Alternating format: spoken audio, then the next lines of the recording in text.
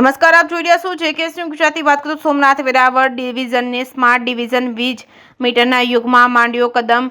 સમગ્ર વાત કરવામાં આવે તો વેરાવળથી થયા મંડાણ. હાલની તકે વેરાવળ પીજીવીસીએલ વીજ ડિવિઝનના વેરાવળ સોમનાથ તાલાળા સૂત્રાપાડાના 1,05,000 ઘર લાઇટને દુકાનોમાં સ્માર્ટ વીજ મીટર નાખવાનો થયો હતો ધમધમાટ.